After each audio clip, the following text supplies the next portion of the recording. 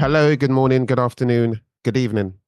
Whatever time you're listening, welcome to another episode of Podcast Pundits. I am your host. By now, you should know the name, De La Strada. Today, I'm going to be calling myself the free agent. Um, I'm joined by my fellow pundit. There we go. Joey. Yo, it's your boy Joe Nomadic, aka Liverpool's number one top supporter. Let's have it. We're back in the mix. We're back in the mix. How does the pointing work? If I point down this way, is it pointing to Julius? No, As the clown. yeah. He's He's not not playing like his original, but we get the picture. It's definitely putting that strives accidentally. Next up, Miles. Miley Mile here, Man United supporter. Looking forward to the game later. Gonna go see my two loves, my two footballing loves. Crystal Palace. What that Reebok site works for you, yeah? Yeah, it works still. The seats are Reebok though. In terms of like, I definitely paid like pretty top dollar in terms of like, I thought I was gonna be pitch side, bro. Right? Yeah. But we say you're by Ten Hag, bro. I'm behind the pillar. You're going to heckle. You wanted to slap the back of his head. I wanted to slap his head, bro. But yeah, I'm behind the pillar. But yeah, the boys are playing later. Do you know what? Do you know what seat you're in, or you don't know until you get there? No, I know what seat I'm in. I know what seat. Okay. I went online, and you can do like view your seat. I definitely saw what like Palace. Yeah, they've got beams like Yeah, so stadium jarring, man. that obscure your view, bruv. My view is obscured, bruv, heavily, bruv. So You have to sit around the- 100%. Two them ones there, bruv. Yeah. But bless up. Finally, Strives. Yo, man, it's your boy Strives, aka Strive. I was just recording from HMP. Sorry about my camera quality, guys. I'm gonna upgrade my equipment. Free my man. Free my man. Free the guys, man. But yeah, man, it's your boy. I'm representing Arsenal. Yeah, man, just another day for me, man. It's been a good weekend, but a bad weekend at the same time. Yeah. Yeah, man. We'll get into it. Man's not with us today, but we got a United representative in Marley Marl. But yeah, Joe will be back again. He should be back next week, right? Yeah, I believe so. Hopefully that's when we smoke United at Old Trafford. So I need him there. Oh yeah, massive game, boy. Massive Yeah, game. big day, bro. Yeah, there's gonna be a real guard of honors, boy. I'm giving it. But these men are giving it. Yeah. Bank holiday weekend, guys. Let's start with top of the league. Arsenal home to Bournemouth. Obviously, Shaz, I imagine you're fully confident in terms of your running. But going into the game, I think Miles mentioned it in the group about whether Arsenal fans felt it was gonna be an easy game, and I think you alluded to that it wasn't gonna be easy. So, what was your thought process for the game? Yeah, so my thought process for it was like, obviously we've smoked Bournemouth already this season, and a couple other teams have smoked Bournemouth. But then what's happened is like, I think since like March, was it? They're like the third or at least top 5 informed teams. So like, I think if in terms of like points collected, I think it was November. Was it November? Okay. Yeah, one of them. I thought it was November, but I saw a graphic that was maybe even said March as well. But I even went on, I don't know if you guys are familiar with the app Flash Scores, yeah? I use it when I'm building, like, if I'm want to make a little accumulator or bet or whatnot, I use Flash Scores to help me, to do that. I'm not trying to endorse the app or anything like that, but it is what it is, mate. It is what it is. So I'm on Flash Scores and I'm looking at Bournemouth's like previous results, and yeah, like they've been quite an informed team. Solanke, as we all know, putting in a real good bid to go to the Euros. So I'm approaching that game thinking to myself, last season we had a real thriller, bro. Like, if you put your TV on 30 seconds late, you would have missed Bournemouth's first goal against us last season. You know what I mean? Like, it was that crazy. So I'm thinking, I just hope it's not one of them games. Mm. So my whole thing was, it's either going to be like a pretty tough game, or we're just going to annihilate them as we have been annihilating. I don't know, that's a real like lazy, like a real sitting on the fence kind of thing, but it really was that kind of game. Like, it's either going to be mad tough or we're going to annihilate them. And funny enough though, Della, it was both. I don't know if you man watched the game. It was, you'd probably agree that it was still a tough game, even though the scoreline looks like we annihilated them. I'm watching that game thinking, are we going to score? Yeah, but to that, so I think in the first half, Arsenal had 16 attempts Hmm. at Bournemouth's goal. Bournemouth didn't have any attempts until the second half.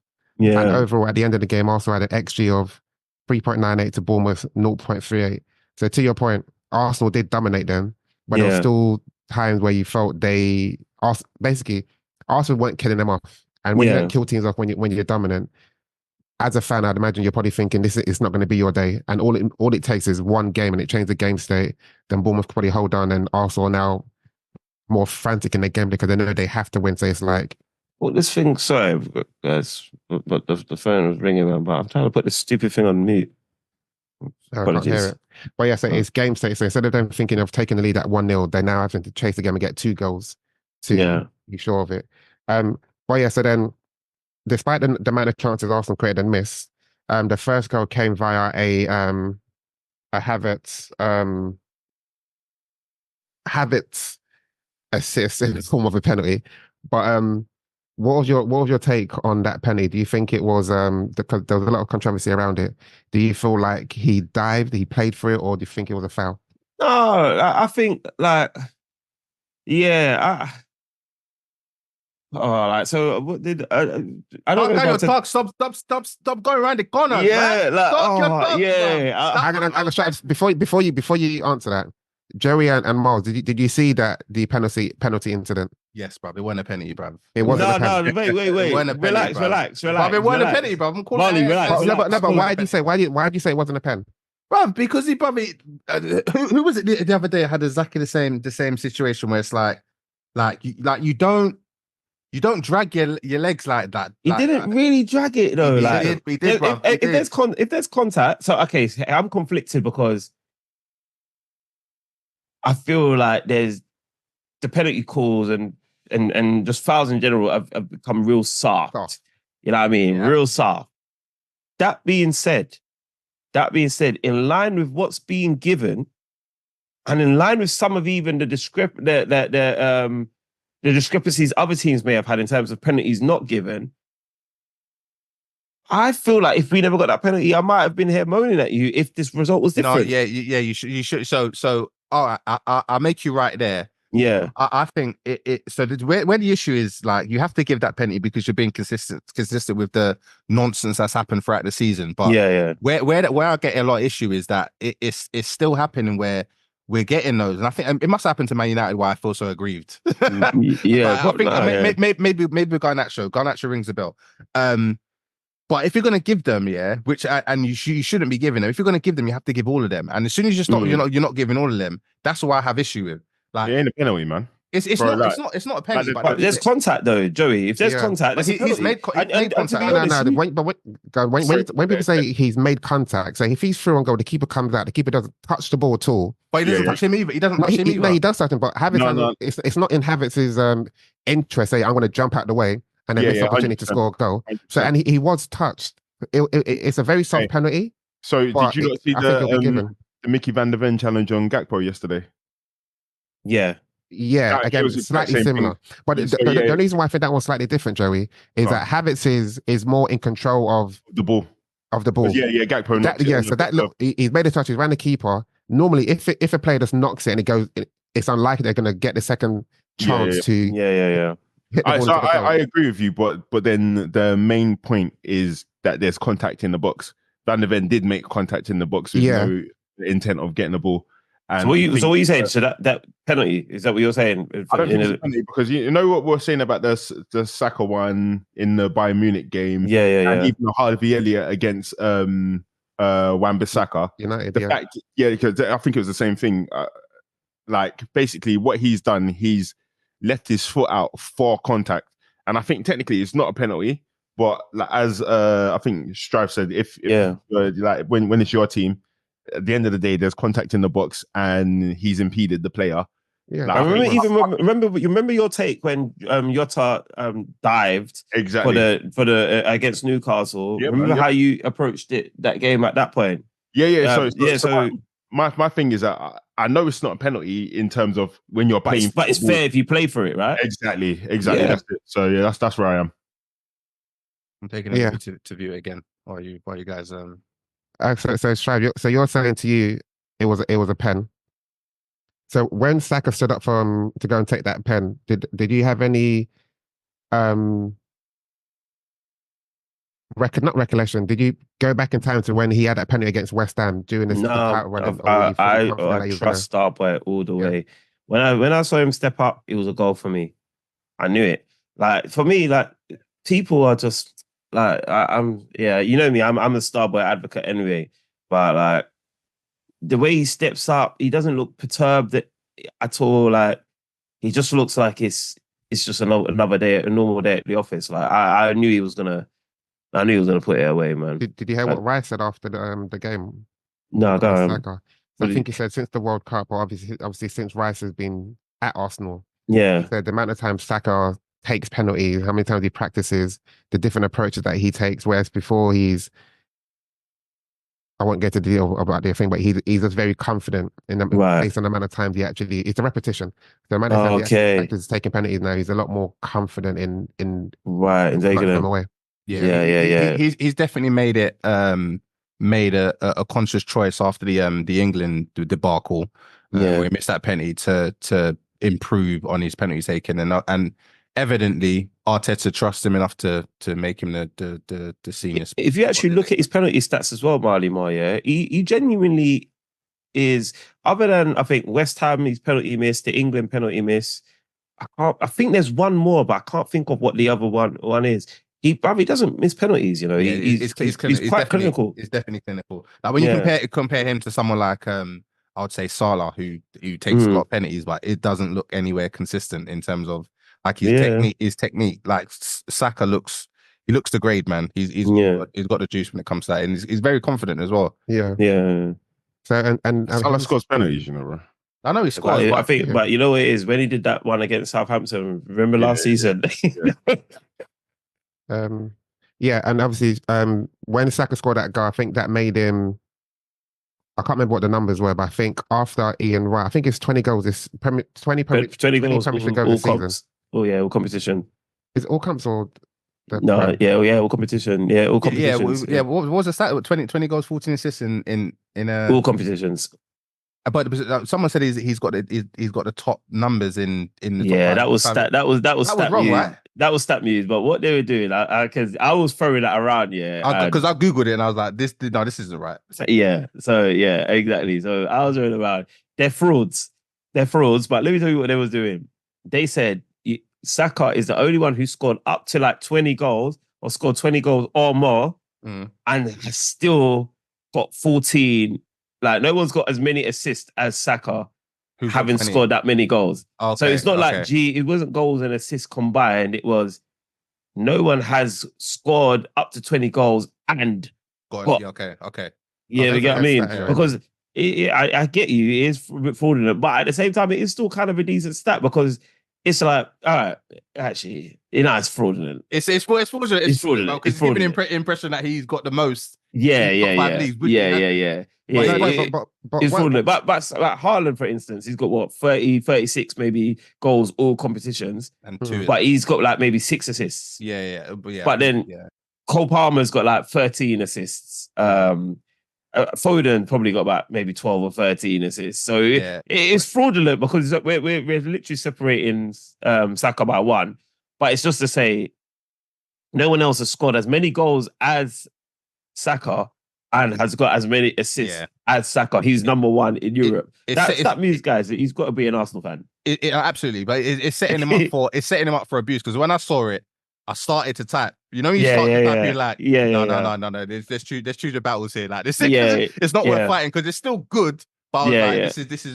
He was a fraud. I was trying to draw out a few people. So in another group chat, when I threw that in there, someone, a United fan, ironically, was like, hold on a second, Foden's got more than him because Foden had one more like goal and assist than him because of the club FIFA World Cup or whatever. But there's a few more like Kane, Haaland, even Cole Palmer. But if you look at that stat, what you will find is anyone that has got up to 20 goals hasn't got as many assists as Saka, and that's where that angle was coming from. Still, yeah, he's doing his thing. I mean, irrespective, it's a dope stat. Like for him to be getting that. But listen, he's Arsenal's talisman as far as I'm concerned. Like if he's out for a lengthy period, bruv. Similar to how Saliba being out last season had such an impact on Arsenal. Yeah, I think if Saka's out for a length of time, like you'll see it. Like you'll feel. 100% we would. 100%. And you know, like not to like completely deviate, 'cause I don't want to throw the host off, but when guys are like, if we don't win the season, yeah, man, next season. I'm like, are you so sure, bro? Like, because I don't know that we have like one clutch player. Yeah. You know what I mean? Trossard sometimes is our clutch player. Saka sometimes is our clutch player. If it's not Havertz, Havertz has been sometimes. So it's like we've got a combination. Mm. If either of those guys ain't available, bro, we're fourth. Yeah. We're third or fourth, bro. Yeah. It's mad. Not to throw this again, but just a question. What do Arsenal need in terms? Do they need like a striker, bro? I've been saying it. But marquee signings as opposed to like squad players. It doesn't have to. I don't think it has to be marquee signings. It just needs to be the right profile of a, let's say, for example, a striker and another winger to support Saka. Yeah. Okay. So I think first team striker, then support for Saka, and I think we still need to recruit in the central midfield area as well. Partey's moving on. Partey's getting on. Sorry, Jorginho's getting on. I know we're looking at offering him a new contract. I know there was rumours about that, which I'm quite happy to hear. It's been offered, but he's not accepted it yet. How old is Partey? I don't know what his real age or his African age or his real age. What are we talking? This guy, bro. Let's try and get back on track. I can't find a stat I was trying to find about Saka, but I think they said other than Ian Wright, I think he's a first English player. Something to do with him scoring. I can't remember. It's some part of Ian Wright. I remember. I noticed that you're talking about, but it's not coming to my mind. But let's get back to the game. So that's 1-0. Then Declan Rice made it. Was it Declan Rice? No, he got the assist for Trossard. And then the final goals, which obviously Declan Rice scored the winner. Brilliant game from Declan Rice. This is what I was saying I was saying earlier on. Yeah. I do like Declan Rice. Right. I do feel like there's a lot of times he's over sensationalized in terms of his performances. Because, you think? Yeah. No, in comparison to the rest of the Arsenal team. Mm-mm. Because when Arsenal played Chelsea, Odegaard was the best player on that pitch. But match of the day only talked about Declan Rice.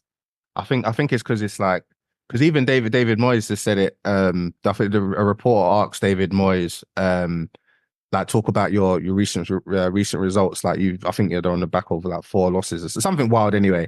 Mm-hmm. And it was like there was like the reporter was like, what's changed since last season? And he just said Declan Rice. No, and I get the impact of like Declan Rice, but what I'm trying to say is again, so in this game, I personally think, you guys know I've been tweeting it on the person in the group, Havertz had an amazing performance, but no one mentions that.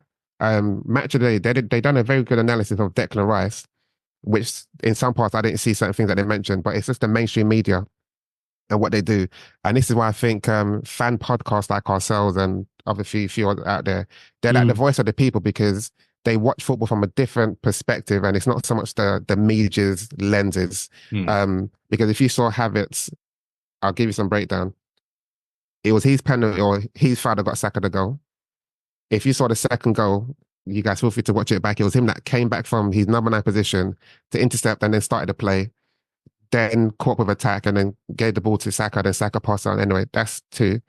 And then in the second half, he had his the header down to Declan Rice. No, the first half. The header down to Declan Rice, where Declan Rice should have at least hit the target or score. Second half, it was he gave a clear chance for Saka to score. But Saka just kicked at the goalkeeper. But overall, for his performance, in terms of how much he made himself available for the team, the runs that he made, he'll drop deep, running behind. It was a top-notch performance. Yeah, undeniable. And it's more digestible. No one's talking about it. It's more digestible now that he's delivering other statistics. Like when I hear these things, I'm listening to you and I'm enjoying hearing it now. But before, when you used to say this stuff, I was just to be like, bro, like he's not giving me anything. Like Do you know? If you watch it, he makes the team tick. Do you know? No, I agree. Like Havertz has been like, I'm looking at it and I'm thinking, have we made a bad signing this summer? Like, we haven't. You know what I mean? Every signing has literally done its thing.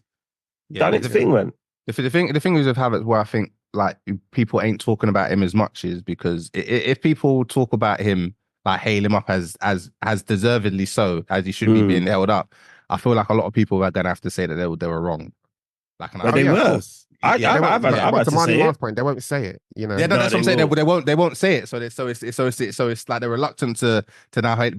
Bruv, I'll be honest, Havertz is balling out, bruv. Like across the weekend, I was like, all right. Well, did you see the time when I think the ball came into him and he did one little drag, like he did like a little, a back flick drag and then played it into. Shut up! Nah, man. He's been good. He's been good. I know you keep giving the credit back to Della Strada, but bro, like when I inducted myself into the Havertz hive.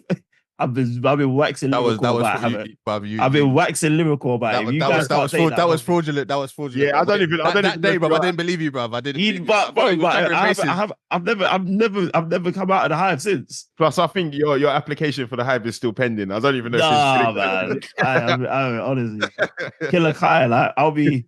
Even when I'm at the games, like sometimes fans around me will be laughing because I'm hard on him, bro. Like pause. Definitely pause. That was a real big pause. Real big pause. Oh God. Oh my God. Right now, honestly, I'm sometimes like, come on, Havertz. But honestly, I feel like I'm his number one fan at the moment. Yeah, that's all we want. As fans, that's all we want. We're not hard on our players, like for no reason. We want our players to succeed. That's the thing with our fan base.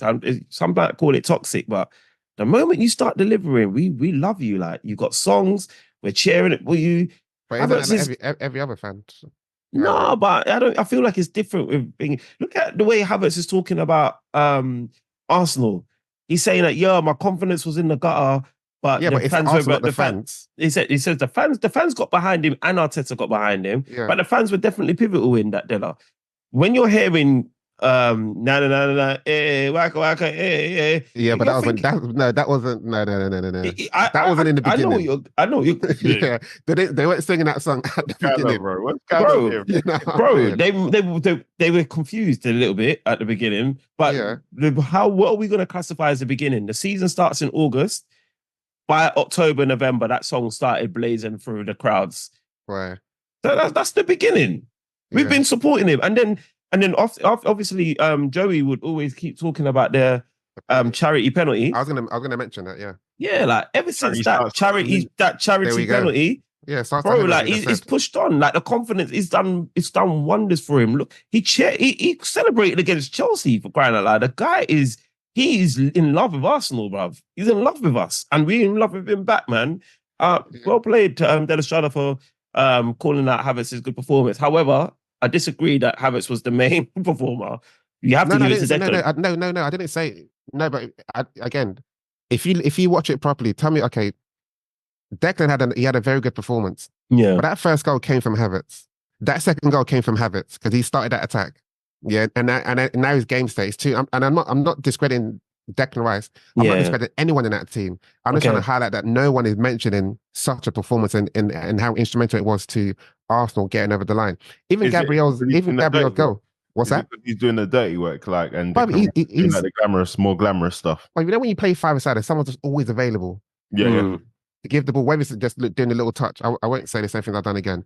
But even Gabriel's top flight goal that got disallowed. Who was there for the header? Kai Havertz. But anyway, let's move on to the Arsenal direct rivals for the challenge. So Strives. Do you watch these City games, or do you just literally? I'm watching them. Okay, that's why, like, I had one of the worst Sundays of all time, bruv. Yeah. Like, not even just sort of like, because it started off like after the Arsenal game, immediately, obviously, City played later on. I just feel like teams are rolling over for City, bro. I'm watching them, Della. Marley, bruv. You know They're rolling over. But Look at fearful, okay. Let me tell you why I think they're rolling over. After this podcast, if you have a minute, watch Aston Villa versus City, and I watch Aston Villa versus Arsenal. I remember I even brought it up in the group. I think you were arguing with me, Della. Yeah, bro, they roll over for this fucking team, bro. I'm telling you. And what you're saying Arsenal didn't roll over. No, I'm saying that they everyone wants to defeat Arsenal. No, but for City, they're all at the beach. No, but teams are fearful of Man City, bruv. Like bruv, attack them at your own peril, bruv. Like legit, that's what it is, blown away. Pause. Because well, yeah, what did you say? Don't you think they're just getting blown away? Pause. Because again, we had the conversation prior to the Villa game and Arsenal, and we said that that Aston Villa and Emery, it's got a bone to pick. Yeah. So not to say that they're lying down for Man City, but they're definitely going harder. Pause. Against Arsenal, because there's a reason to in the Villa, but only in the Villa situation. I feel like it vindicates my annoyance. But what's my frustration is I'm looking at these teams and I'm looking at we beat Wolves as well. It wasn't as comprehensive as that. Is it because City's better? No, but Strive. So give an example. Okay, apart from Villa, because I think that's notable. Because Villa's team was very weak and compared to when Arsenal played. But look at that game, bro. What about Chelsea? Haaland has been stinking, bro. How can you be stinky to miss a game and then you roll back and get 4 goals, bro? What the hell, bro? What the actual hell? That was the worst hate watch of all time. And it wasn't even my captain on Fantasy Football League as well. Speaking of the goals, did the rest of the guys, did you watch the game? I saw the goals. Yeah, let's talk. What were your thoughts on the first penalty? Was it? I think it was earlier on. It was Wolves were on top until that penalty. That's when they signed out of the game. And he kicked the back of his leg. No, he tried to clear the ball, and I think Guardiola took a shot, and as you normally do, there was just a collision, normal collision, but the referee gave that as a pen. So what was your? I think I remember seeing that one and thinking that one wasn't a penalty, but the second one was. So the one where Haaland was running and they oh yeah, that one definitely. That one's a penalty, but I don't think the first one was a penalty if I can remember. Because so technically it's a penalty because I don't know if you recall there's one against Liverpool where Gabriel Jesus was about to kick the ball and then was it Thiago? I think Thiago was about to clear the ball. Gabriel Jesus got it there first, and Thiago kicked him instead of the ball. I think that happened. But you see that one there, Thiago kicked Gabriel. Guardiola kicked. Guardiola's momentum took him into the wall. But the thing is that, Guardiola got the ball. So yeah, he shot, and his momentum took him into the player. I don't know because that's not there. That's not a penalty. That's not a penalty. Okay, so I don't think it's a penalty because I think it's harsh. Like you said, what you're saying is the momentum, but the fact is there is an impediment in the box. So there is technically something to think about. But it's like going up for a header in the box. Yeah. A striker gets it. But the striker gets there late. If the defender gets there late and the striker gets there first. No. Let's say you're the defender. You're just jumping. Then the attacker headers the ball where he jumps into you. It's not a foul. It's like you got your header off. But who wins the header? The attacker won the header. So in winning it, he obviously collided into you. So we'll just get up and roll on. I think it just depends on like the lateness of the person getting there. That will be the line, because I know, like, for example, if you do a goal kick, striker's going up for the ball and the header goes up to challenge, but he's a bit late, then yeah, that is a foul. But to this, it was too close for it to be considered a late challenge. So that's why I think they've gotten it wrong. Man. Yes. So you're saying it should have been a penalty or not a penalty? No, it's not a penalty, but there is something to look at in terms of there being late contact, but the contact is not late enough for it to be a penalty. Man. Yeah, it's a sticky one because if I guess Guardiola did get the ball, he did have a shot on goal, and Aït-Nouri's in his way, so he did impede him. Basically, in FIFA, what's the defender meant to do? I hear that, but in FIFA, you would get that. You'd get that as a penalty. 100%. Right. Okay, do you think that's more of a penalty than Arsenal's one? Is that more of a penalty than Arsenal's one? I think it's about the same level of. The same level. Well, I'm not sure. I think the City's one is more of a penalty, to be fair. Yeah, legit. Just because Serious? because he's in his That's the hate. It's the Arsenal hate, bro. No, it's not, bruv. It's not. No, because we know that Havertz has basically conned his way into a penalty, which I think is fine. That's why I'm all right with that. But on this one, I feel like there is an actual challenge where Guardiola has done his job, and I don't know if ain't nobody even go for a challenge. He's just watching the ball. But he goes to clear the ball. Yeah, goes to clear and he goes to at least block it. And I think with those things where, like the Thiago and Gabriel Jesus, you have to be aware of the man. You can't just willy-nilly strike a ball and not think that anybody's near you for the challenge. You have to be aware. Exactly. I think, because he definitely, because it comes over it, like it comes across him and he tries to swing at it. And I think if you're trying to swing at it and not aware of the person, it's a penny, man. Because he does take him out, although Guardiola did get a shot and it was going away. But I think it's very soft, though. I think it's very soft, man. Guardiola's got his shot off. Let it move on. Yeah. So what are you saying that are you saying that it could be a feasible theory that PGMOL and the referees and the powers that be are just giving Manchester City that nudge to get their fourth title in a row? Listen, I think they probably have heard you talking and they think, fuck that Strauss nigga. We're doing everything we can to make sure he is not glorious this year. But you should watch it again. I'll go repeat, bro. We won't. Let's not dwell on it. But then, yeah. So after that penalty, I'll give you some stats. So Haaland obviously went on to score 4 goals. Mm-hmm. He's now become the fastest player to score 60 goals in the Prem, amongst a list of. Who's going to make this list? He must be an esteemed company, boy. Yeah, esteemed company. So after Haaland is Shearer, Van Nistelrooy, Fernando Torres, and then Salah. Okay. And in total, he scored 201 career goals in 5 seasons. But obviously, he missed opportunity to become amongst the list of players again to score 5 goals in 1 game. So obviously, there's been some talks about what's that? Apparently, it's still a sport brat, isn't it? Oh, yeah. Obviously, there's been talks about Haaland being according to Rating, a League 2 striker. But obviously, let's be real, Haaland hasn't really been on form for the last couple of games. Mm. He's now breaking all these records. But what do you think about the claims that this might be a bit unfair, that he's a flat track bully? Because when he's needed in the big games, he doesn't really have as much impact as he does when he plays the likes of, example, Wolves, where you're smashing them. Yeah. Against Real Madrid, they'll say he didn't show up. I hear it. In the final, he didn't show up. So I don't hear it. You know why I don't hear it? And because how do you define a big game? That game against Wolves is a big game. You're chasing. Maybe not a big game, as in the bigger teams. Yeah, you define a big game, like two. Yeah, I know what you're saying.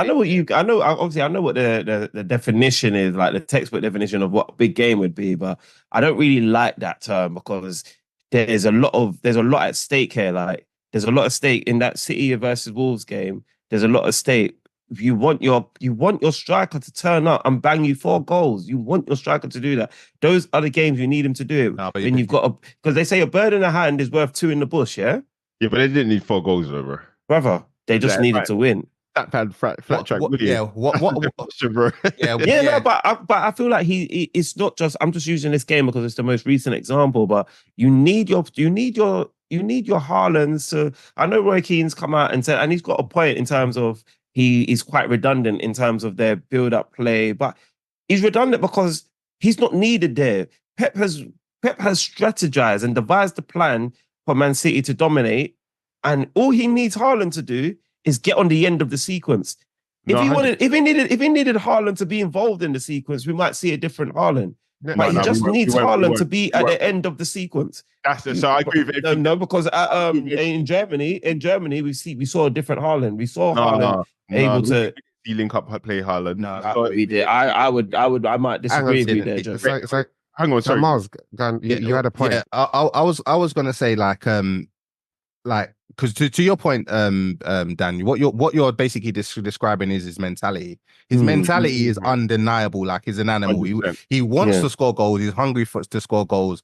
Like he's not happy with scoring 2 or 3 in a game. He wants to get 4 and 5. I agree with that. But where I would challenge or agree with the comment that he's a flat track bully is that when he's up against like the best centre backs in the world, he struggles. Like he does struggle. It's similar to like Lukaku. Like Lukaku used to bang in it. Like I think if Lukaku was in Man City, he would bang goals as well in it. I think Lukaku would even bang goals in his Chelsea team if he actually. Yeah, cool. Yeah, no, facts. Absolutely facts. Like his mentality is not in question. Like he's hungry for it. But I think, I don't think he's necessarily got like the link up play that people were saying that they saw in the weekend, and I don't think he's got that. But it was undeniable. Every team will have it. Every team will have him in their squad, though. Let's be honest. He's quality, but I think he could improve for sure. Yeah. So Charles, I agree with what you're saying. The only thing I disagree again is if Pep wanted him to do it, he'd be able to do it. I think there's been games where Haaland himself has attempted to do it.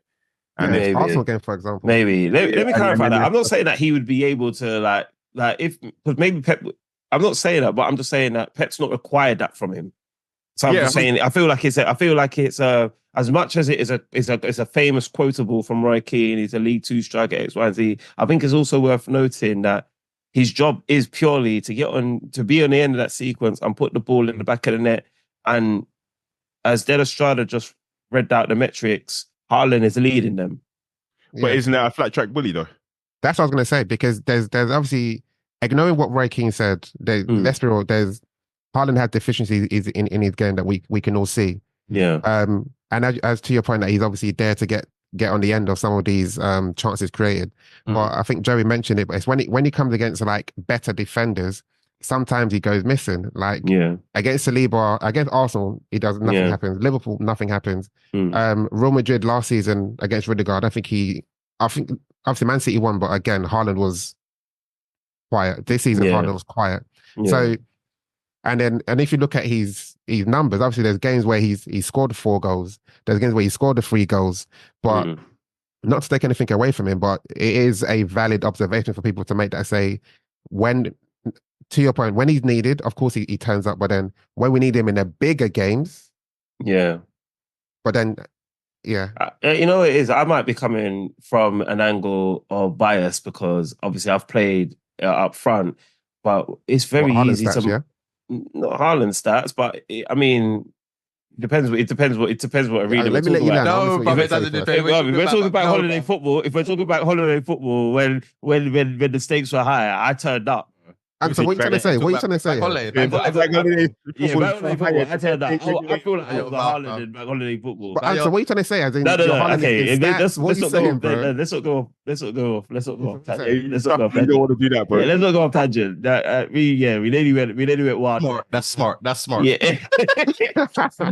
What I'm trying to say is, it's very easy to mark a striker out of the game, and I feel like if you know that striker can be the differential in the game, it's very easy to eliminate that striker from it. And then I feel like I'm not saying it's lazy analysis, but I say it's very easy to say X, Y, and Z never turned up when that's probably the easiest position to nullify. Do you get what I mean? No, that's am I landing? No, I get what you're saying. Can I just say that's not true, bro? Because obviously, when we do this analysis, we look at like a Harry Kane and we look at a Haaland, or even a Darwin Núñez, like because their movement. Sorry, not Darwin Núñez. Ignore that. A Harry Kane, their intelligence and their ability to drop deep and link up play and do other things means that you can't follow him into that deep positions. Whereas Haaland's not technical enough to drop into those deep positions. I hear you, Joey, but I feel like I'm just gonna say I feel like I'm gonna be even more brave and say I know you've criticized Harry Kane for being a DM, bruv. I know you've criticized Gabriel Jesus for being a right back. So when they're dropping deep because they've been nullified, when they've been nullified further up, and they drop deeper to get into the game, you don't give a shit about that game. That's not why they're dropping deep though. So Harry Kane will drop deep against Panama, bro. He's dropping deep because he's a busybody and he wants to play football. But I'm saying, so let's say, for example, a Luis Suarez. It's not easy to keep a Luis Suarez out of the game. Or I can go through all the history of strikers where you can't mark this man and you can't just nullify him. Okay, but do they have the numbers Haaland's got? Yeah, but that's what I'm saying. But Haaland's not playing in those big games week in, week out. So that's why he's getting them numbers against the players where they can't nullify him. All I'm saying is I think it's him with pace and power. I think it's harsh to just say that he's a flat track bully and he only shows up in the nothing games. That's my thing, because I don't think you get those numbers showing up in the nothing games. That's where I'm at. Wait, hang on. I don't think so, bro. Wait, hang on. Can we do the maths? Yeah, like how many big games are there or big defenders are there in the league that are going to prevent him from scoring? And if you do the mathematics, if you're doing 4 or 3 in all of those games, you 100% can get those numbers. That's the whole point of a flat track bully, is that you're using those games to get the numbers. Ooh. Okay, let's just go through, because I've got something up here now. So against Arsenal, he didn't score. We're probably a bad example, because he scored against us last season. So Man United, he scored the 1 goal. Chelsea, no goals. No, he didn't play against Newcastle. Villa, no goals. Tottenham, no goals. Liverpool, 1 goal, I think. Yeah, against 1-1. Yeah, and then Chelsea, beginning of the season, 2 goals. Is that not enough for you to say he's scoring against big teams? That's Chelsea, Arsenal, and Liverpool. Sorry, no, big defenders, not big teams. Big defenders. That's what I was talking about more specifically. I think he's capable of scoring against big teams. Don't get me wrong. Big defenders or better defenders? Because when I big defenders are pushing on the floor. When I say big defenders, I mean like the best defenders. Sorry. Yeah. I think that's the only criticism that we're talking. I suppose against Arsenal it was Holding and Gabriel, but obviously you guys know how I feel about Gabriel. He's a big defender, so I'm gonna give him the kudos for that. So after that win for City, they've still got 1 more game in hand. Yeah, Fulham. Yeah, they're playing Fulham, and Fulham. They've been poor for the last couple of games. So yeah, the way I see it right now, I think I just don't see who's going to stop City. I don't know. The West Ham players, Mikel Antonio said they're going to put up a fight against City. I just want to like whilst I have everyone's attention, I want to say Marley Mar, I apologize. I was very, very flagrant in my disregard for Marley Mar's take when I said that Mikel Antonio had something for me. He told me he was going to stop Manchester City, and I believed you, Mikel Antonio. If you somehow get to see this, I believed you. And then you went to fucking Chelsea and done what you done, bro. I was disgusted. I was so upset. I was going to talk about the Liverpool game, but let's just whilst one aside, let's continue to talk about the Chelsea. That was disgusted at that. I've never seen like Chelsea. In my opinion, I think we've said it. I think we've all come together and said that. I feel like Chelsea are clicking somewhat.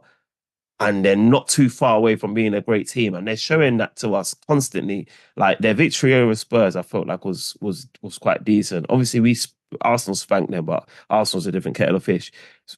What they done to West Ham, I did not envision that whatsoever. And it just goes to show that Pochettino just needs, in my opinion, another season with Chelsea, and maybe get his own players in. You know what I mean? And a striker. Like one striker, like we touched on maybe having a Lukaku. If you had a striker that is, we're talking about a Chelsea that's really getting in the way of top 4 at the moment. Do you think, is Lukaku still at Chelsea? Is he still at Chelsea? Yeah, he's still on their books. Yeah. He's still on their books. But yeah, like to West Ham, man, I don't know if I can't even say they're on the beach because they still got Europe to play for. So I don't know if they're not playing for Moyes anymore. I think after that, they are technically out of it now because they've played 36 games and they've got 49 points. United have just above them. They've got 54 points. So West Ham will probably need to win the next, They need to win everything. Yeah.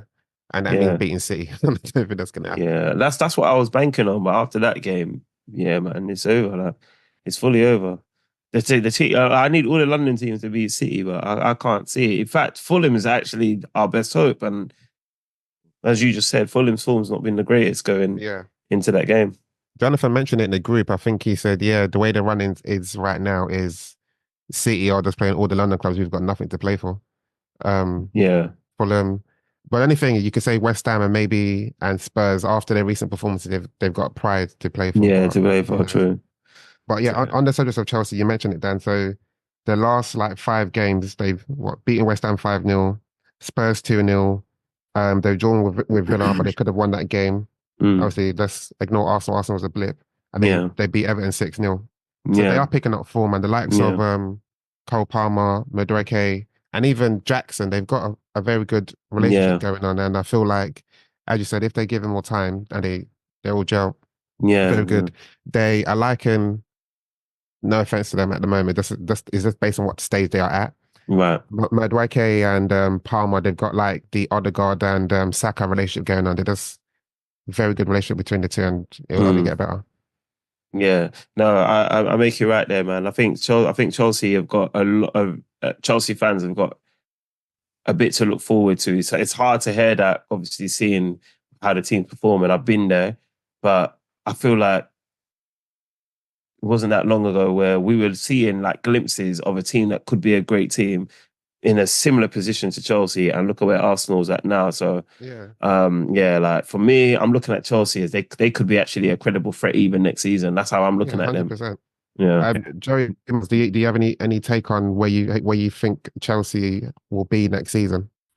Yeah, I think obviously keeping Pochettino, I think they need to trim the fat from the club as well. Just get rid of a lot of these players who I particularly don't think have a future at the club. So, like for example, a player like Badishile, I think he's a good player. Good. I think he's a good player, but the guy that just always looks confused, like, bro, how did I get here? Do you know what I mean? Like, he's got that look on his face, like he just woke up and he's in the middle of a football pitch, bro. But and he makes a couple baffling mistakes. But I like what he tries to do with the ball. He's always trying to get it into the feet of the striker, and he's always trying to play advancing, but he just makes too many passing mistakes. But I think next season they can do well. If Enzo was actually injured or not, I'm not sure. You know, footballers always say that, but he's had a surgery that he said he's been needing for 6 months. If that guy can come correct, I think Caicedo is going to come correct next season.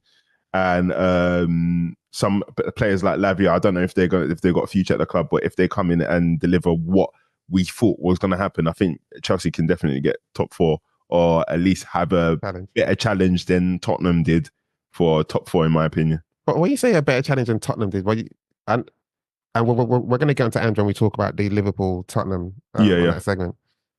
So I won't speak on it for now. Actually, Mars, what's your thoughts on Chelsea next? So I just meant just a more sustained challenge for top 4, or maybe go on a bit further than when, for me, Tottenham have fallen off. Because they're only 7 points behind Villa, and they've got a game in hand.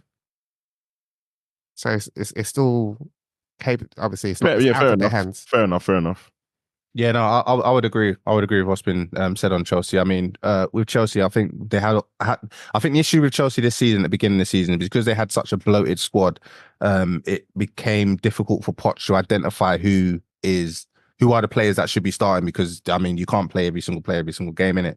And I think it's got to the tail end of the season where he's identified the players that who he can rely on, and is able to form some kind of like cohesion in the squad. I think putting in Madueke into the team is served pretty decently. Obviously, you've got the guys like Conor Gallagher, who surprisingly seems like he's going to be sold this season. He's just for FFP, maybe. Yeah, but okay, yeah, because he's a homegrown. Yeah, but to sell him, wouldn't they keep him for that reason? Though? No, because they need to, because it will be recognised as 100% profit. Oh, okay. Yeah, well, anyway, players like him that seem to be coming good now, pretty consistent. Yeah, I think they'll be decent next season, because I think what's probably done is what they've probably done as well. Have identified who they don't need and who they can sell, and where the gaps are. So I think they will be all right next season, provided they allow Pochettino to make the signings and not do club signings again, because club signings is probably where they go wrong. I think Pochettino, Todd Bowley is no longer the he's at the end of the season. So they'll probably get somebody with a lot more footballing experience in to start making decisions, and then I think just get the club running more efficiently in terms of like players at the club. Yeah. They've got a couple of players out as well, like the Ian Matson guy as well as at Dortmund. Is he? I know Dortmund have got Man City won him. Man City won him, man. Dortmund won him as well. Yeah, I know Dortmund won him, but I've Dortmund got like an obligation to buy in the sense that like Chelsea can say no, we don't. No, I don't think they've got an obligation. No. Okay, I don't think they should keep him. He's wavy. He's highly rated. He's highly rated at Chelsea still. Good player. He's better than Chilwell.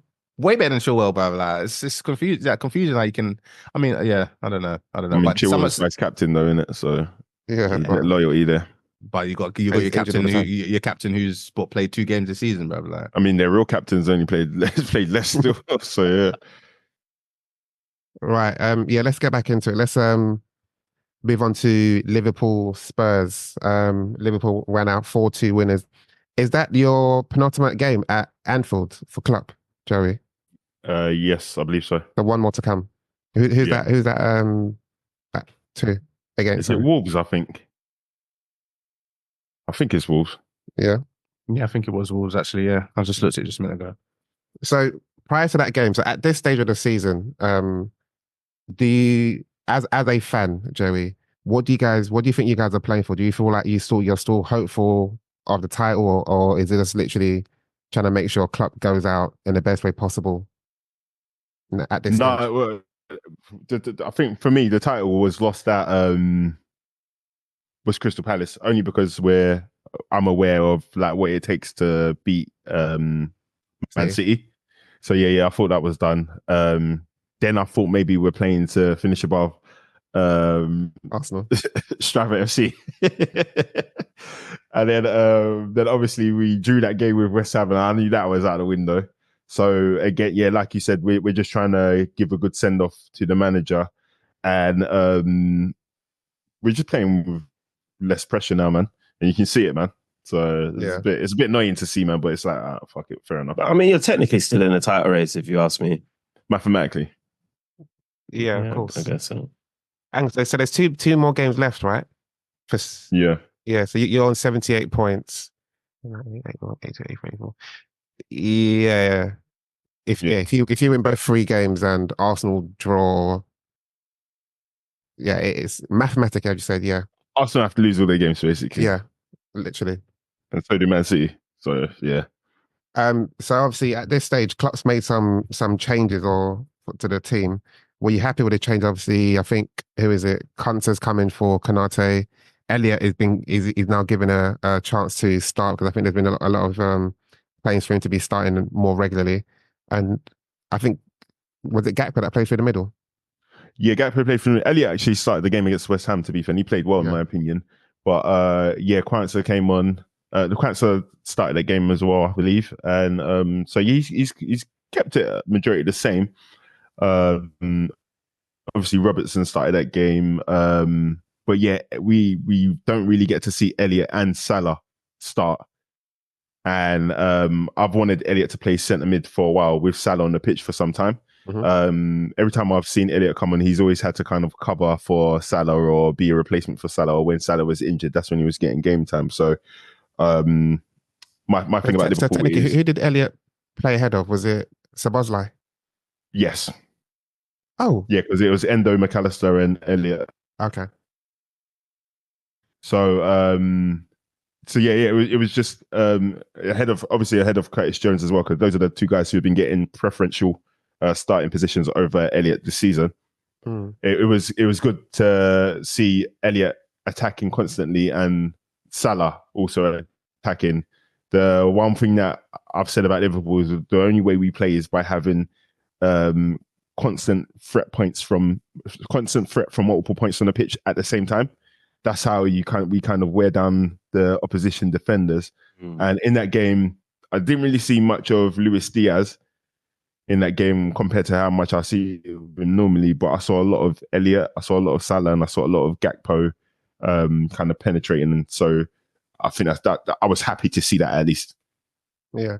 So in terms of that midfield, is that your preference for the midfield with Elliot playing so maybe that as a 10 and then McAllister as an 8? No, because again, I think if we go back to when we were playing good in the season consistently, it was Curtis Jones who was getting a lot of the game time. It was Curtis Jones, McAllister and Endo. So I still think Curtis Jones has a shout for a starting position in that midfield. But I also appreciate that him and Harvey Elliott offer two different things. Curtis Jones kind of offers like a stability in terms of holding the ball and recycling the ball and just keeping possession.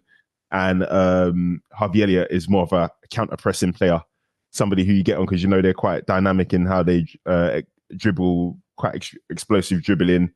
They like to pass through 1-2s and just move up the pitch very quickly, whereas Curtis Jones likes to carry the ball forward and hold it, do a couple of spins, and then just look for a pass and then run into gaps. So they're two different players, and it's good to have both those players as options.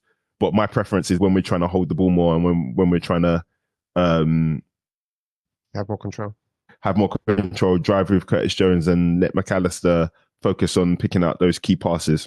Yeah. So in terms of obviously Klopp's bowing out shortly, have you looked into your new manager yet? Have you know what he's about? No, but funnily enough, I've known a bit about Feyenoord, but I never even thought about the manager. So again, obviously they've mentioned Onslaught as the guy to be taking over.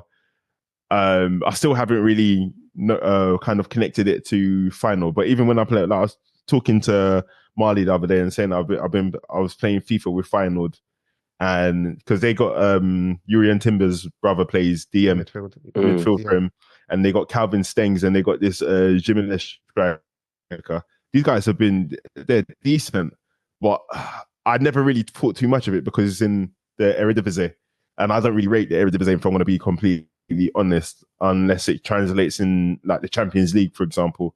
So, but Feyenoord do play good football. I would like to see that played at Liverpool, but I'm not getting emotionally invested in this manager, if I'm going to be honest, man, because I need to see something delivered before I get emotionally invested. Yeah. And up until this point, I'm just considering him as a sacrificial lamb. Yeah, he might do, but I'll do my own research, and I think they said he's a hybrid between hybrid of Pep and Arteta, and very fluid in his way in terms of how he tries to rearrange his team. So he has a lot of flexibility. So I think that Stings guy used to be a winger, and he comes that's how I know into midfielder. So I've watched two different videos. One of them saying he went through a list of players that he feels like Liverpool may get rid of, or how he may enhance the team based on who he currently has. Long and short of it, there's no place for Darwin Núñez in that team. Yeah, that's 100%. essentially what they've said, because someone like a Gakpo is more of his preference of a striker, because even you see it with Feyenoord, they have that striker, I can't remember his name, but he always drops deep and he can... Jimenez. Yeah, Jimenez. Yeah, he drops deep, where someone like... And he can do hold-up play, he can drop deep, and he's good in the air and all of those things. But what I will say is yesterday's game, we saw the Gakpo that at the end of last season, I said, oh man, I'm really hoping this guy can kick on and play football this season. We didn't see that this season, but it's a bit of a... I don't know if he's doing it because it's the end of the season and there's no pressure, but I was a bit disappointed seeing him play so well yesterday and just thinking, bro, like, what's going on, man? Like, we don't need this right now, man. We needed this against Chelsea. We needed this in these times. Obviously, he was injured for a bit, but yeah, it's just a bit sweet, man. There's less pressure. Yeah, Joey, have you heard about Darwin Núñez, that he's deleted all of his Liverpool posts on his Instagram at the minute? People are speculating that it's an indication that he's going to be sold in the summer. Yeah, London Athletic, that's been dying to get on the podcast. He was celebrating earlier hard. He was like, yeah, man, maybe my dreams are coming true and we're getting rid. Is that actually true? But it's deleted. Yeah, it's only got Uruguayan photos up on his Instagram now, and obviously, like, I usually take that thing as with a pinch of salt, but it tends to be like this. But who's going to be selling him though? It's not. It'll be Michael Edwards. No, it'll be Michael Edwards. Oh, Michael yeah. Yeah, so I don't think there's nothing in that. No, it might be because Michael Edwards is there now, isn't it? So like, and Richard Hughes, they're the technical directors and the sporting leads. They told them that you might be going this summer.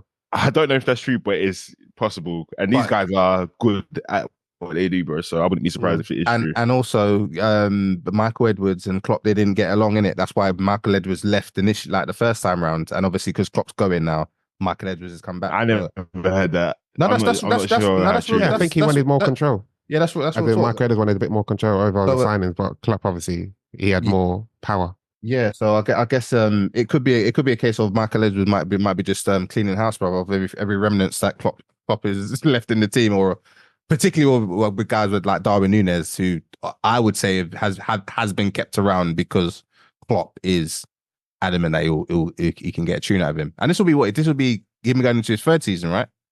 Yeah. So yeah, basically, if what you're saying is true, I can't be mad. He's been given more than enough chances. Yeah.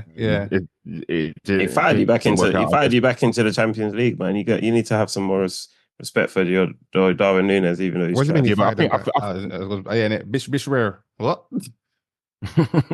I mean, it wasn't.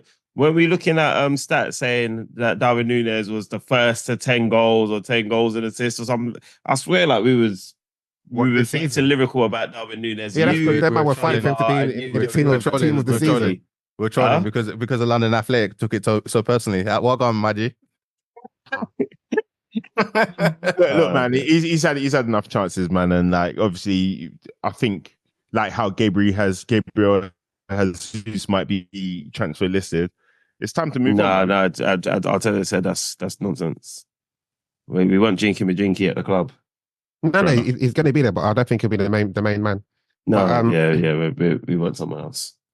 Yeah, but I don't think we spoke much about the game. But I don't think there's much to say about it. But the opponents were Spurs, and Andrew's come under a lot of stick recently about some of the comments he made at the start of the season, which will come out to haunt him in terms of one, his VAR decision saying people should get on with it.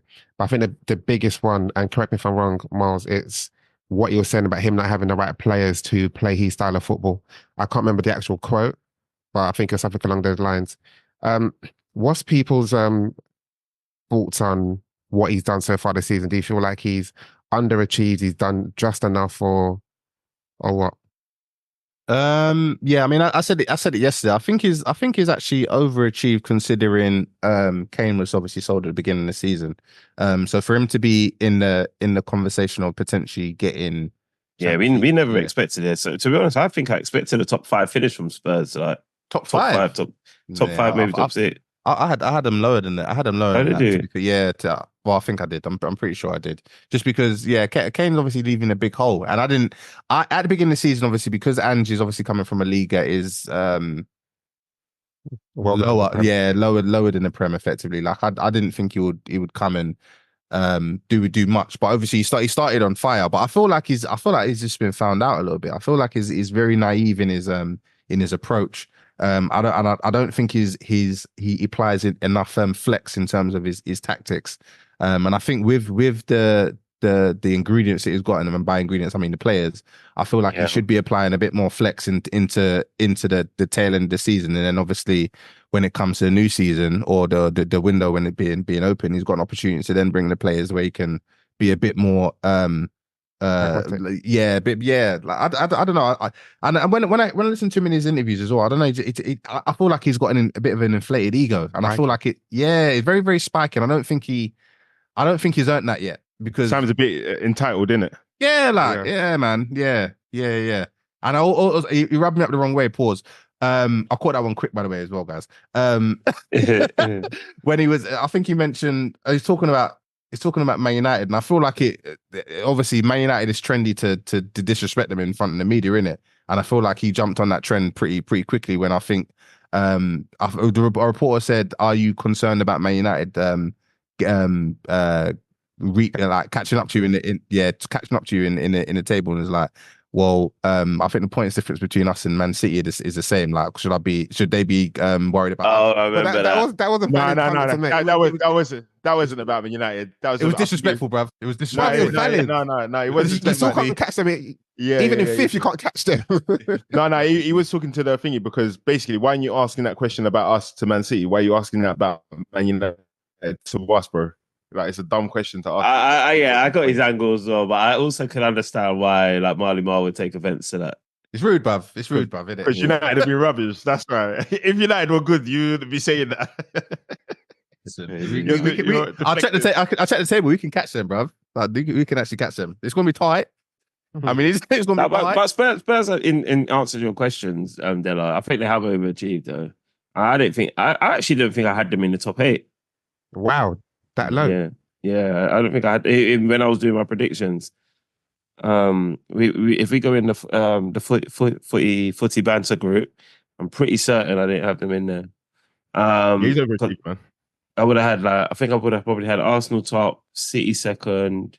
I think I may have had United third, Liverpool fourth at the time. Then I probably would have had Newcastle in there, Chelsea, that's fifth, sixth. Then I probably would have had Aston Villa and Brighton. Yeah, I don't think I would have had Spurs in there, honestly. Yeah, obviously, with the league being played now, like it's I had Spurs 8th probably wrong in my predictions, but I had okay. Are you okay? Yeah, looking at it? I had Man United first. So I mean, make of that what you will. So that means obviously based on people's predictions and where they are right now, and just done well, man. Yeah, done well. And let's be real, the last 4 games they've played, obviously they lost. They started off with their 4-0 defeat to Newcastle, 3-2 to Arsenal, 2-0 to Chelsea, 4-2 to Liverpool. So maybe taking Newcastle out, they have had a tricky. Yeah, they've had a terrible run in. But I guess that's what he can use as a benchmark to say this is where we need to get to, because they got no points in those games. Even a draw would have been at least okay, but nothing. All 4 defeats. So that leaves. They're gonna get some points against City, man. You hope so. As I said, sometimes all they can do now is play for pride because they can't get top 4. It's out of their hands. You know, for them to get top 4, they need to win all of their games. But I think they've definitely got Europe, firm grip on the Europa League positions. So yeah, that's that. Unless there's anything else anyone else has to say about Tottenham, let's move on to the game being played today. Boys. So, obviously Villa lost. Is Fernandes injured? What Fernandes? Bruno. Yeah. No, I think Maguire's injured. Yeah, I saw that. Yeah. You guys are gonna get piped at the Emirates. Okay, can I lead into it? Can I lead into what I need to do? I don't think Bruno's capable of being injured, you know. Can I lead into what I need to yeah, obviously Villa lost, but United are not fighting for top 4. Spurs lost, so you can still potentially catch them in Europa, but you guys need to win all of your games. So going into the game, even though you were the United fan, Mars, Stroud wanted to speak, Joe wanted to speak. So guys, what have you guys got to say about United first? Well, all I was wondering was with Bruno Fernandes injured, and then I think obviously Marley Mar mentioned that Maguire's injured, and I was just saying that I think obviously that's what 6 centre backs out now. A lot. It's a lot. I'm looking forward to playing United at Old Trafford, but I think even Crystal Palace are looking forward to playing United, and I don't know if Marley Mar is made the right decision in going there tonight, but it'll be a good game, man. No, I told you I'm going to watch my 2 of my loves in it. Like, so either way, I'm having either way you're cool. I'm cool, bruv. Either way, I'm cool, bruv. And the fact of the matter is, like, the Premier League, I mean, I'm going there to obviously watch the boys, Man United, but also watch the Crystal Palace, as I said.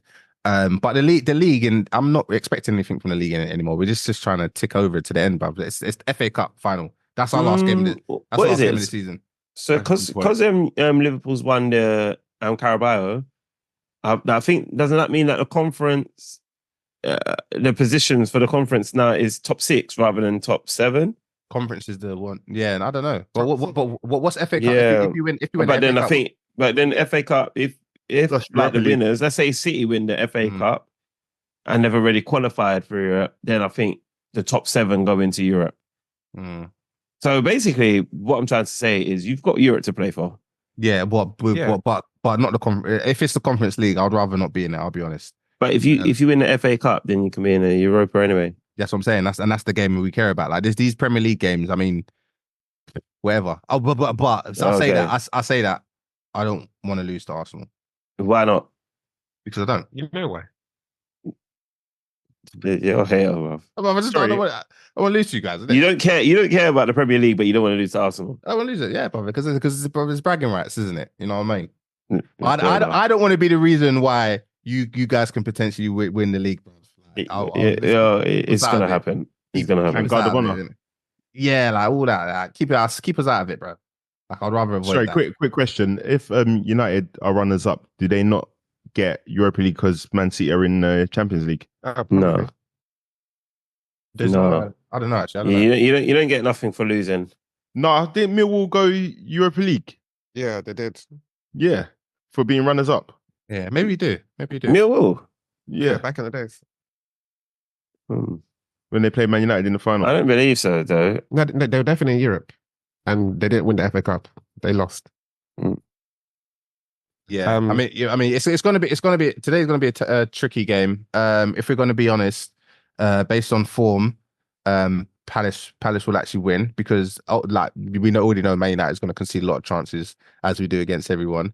Mateta looks like he's moving a bit clinical. He's found himself. Yeah, so it's gonna be a good game for the neutral for sure, and we could lose it.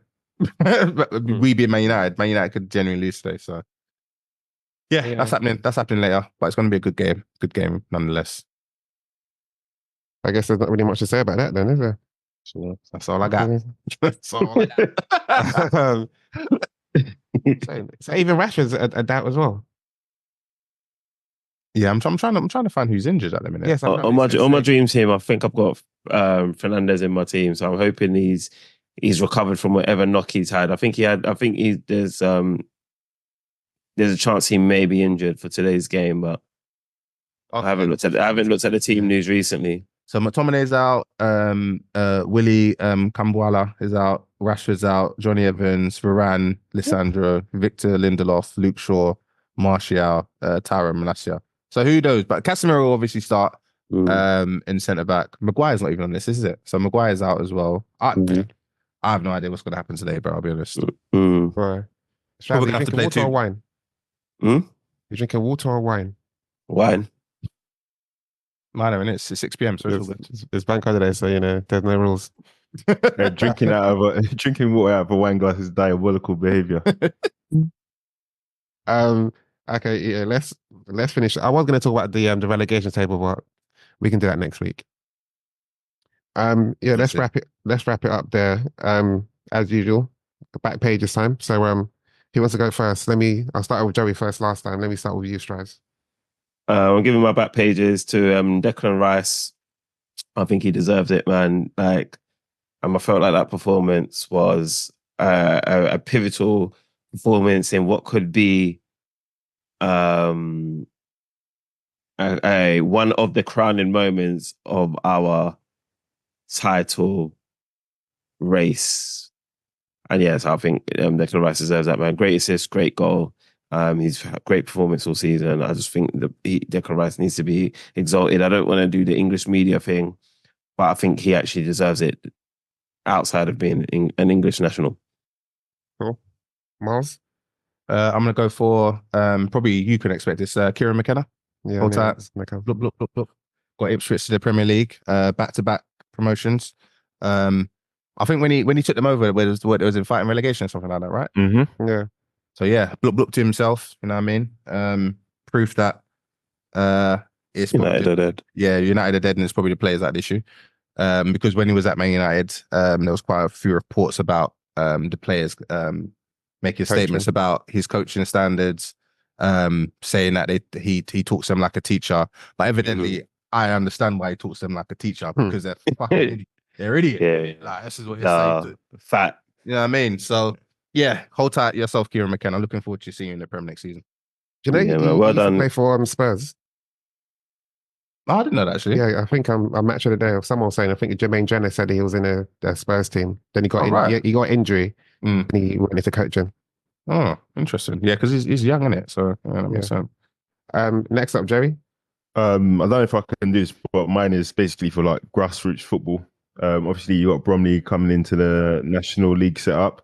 That's sick. Congratulations to them. Well done, Bromley. And I was there on the weekend watching the London FA Vets final. Oh, yeah, did man, you go? It's been good. Grassroots football. Yeah, I went to watch it. Yeah. Hold tight, Summers. Oh, nice. Yeah. See, Hold tight, Tyrus. Okay. Who did you roll with? I just went one man up. Tyrus was there as well. Yeah, he was there. I just went one man up, and then I got people there. But it was a good game, sick game, man. And like considering where Grassroots was when I first started playing Sunday League football ages ago, and to see where it's gone to. Obviously, you got the Beatties and the SC Dons game that had like a couple thousand people at AFC Wimbledon. So that was amazing, man. Big them up. Yeah, Grassroots is definitely growing. Speaking of Grassroots, any listeners, if you're going to go support a team this weekend playing Vets, FC Curia, they got their Vets final this weekend. If you're going to go down, this is poor for me because I don't know where it's being played. I think it's being played at Bromley, but I'm just saying I'm not too sure. But yeah, it might be that Hayes ground. It might be Hayes.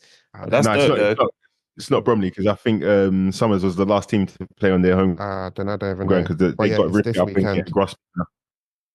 It's this weekend. Obviously, as you guys know, it's for a very good call. So if you're available, reach out to the guys and ask them where it is and go support. Yeah, man. Big up Korea, man. Big up Summers. Yeah, man. Big up the Grassroots. Big up the Grassroots here, man. 100%. Yeah. So my back page, I was going to give it to Bromley. First time in the EFL league. So as Joey said, teams are doing well. And again, it's good for the South. It's good for the South to have all these clubs being as high as they possibly can. 100%. So yeah, that will be my back pages. So listeners, thank you for rocking with us on Bank Holiday. We'll be back again next week.